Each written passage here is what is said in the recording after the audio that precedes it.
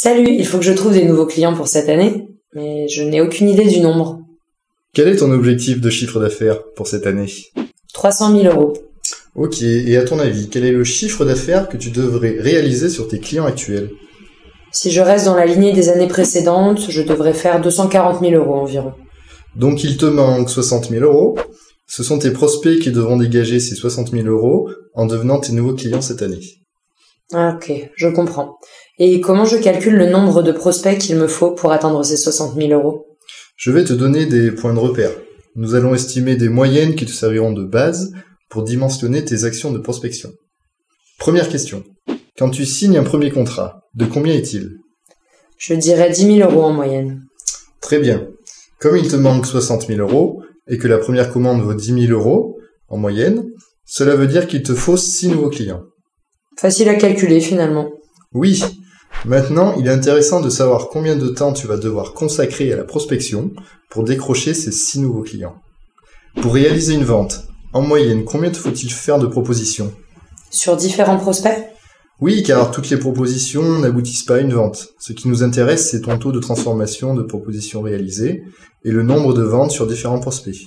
C'est clair. En moyenne, pour décrocher une vente, je dois faire 2 propositions à 3 prospects différents. Ok, et combien de rendez-vous chez des prospects t'amènent à réaliser une proposition? C'est vrai que tous les rendez-vous n'aboutissent pas forcément à une proposition. Je dois rencontrer en moyenne 2 prospects pour faire une proposition. Et combien d'appels aboutis dois-tu faire pour avoir un rendez-vous chez un prospect? C'est quoi un appel abouti?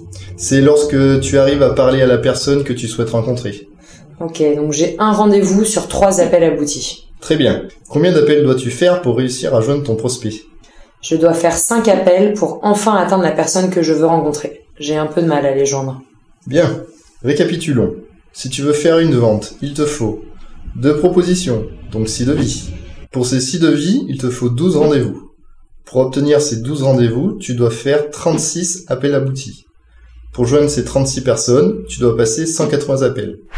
Et comme tu as 6 ventes, il te faudra 1080 appels. Super, en gros, je dois passer ma vie à faire de la prospection. Je n'aurai jamais le temps. Ne panique pas, on n'a pas fini. Ce sont des chiffres sur l'année. On va en déduire le temps que tu devrais passer à prospecter par mois et par semaine. En 1 heure, combien d'appels passes-tu? Je peux passer 15 appels par heure. Ce qui fait presque 72 heures d'appels de prospection à faire pour l'année. Si on calcule sur environ 10 mois, tu dois prospecter un peu plus de 7 heures par mois, soit moins de 2 heures par semaine. Tu vois, c'est réalisable. Effectivement, vu comme ça me paraît clair et faisable. Il ne me reste plus qu'à le planifier dans mon agenda. Si tu veux personnaliser ces chiffres, on a conçu un simulateur qui va faire les calculs à ta place. Tu n'auras qu'à rentrer tes données et hop, tu verras le résultat. Super! Donc si je récapitule ta méthode, je dois d'abord calculer mon chiffre d'affaires à réaliser sur mes prospects. Ensuite, je note mes taux de transformation. En fonction de ça, je peux calculer le nombre d'heures à prospecter. Et pour finir, je planifie dans mon agenda.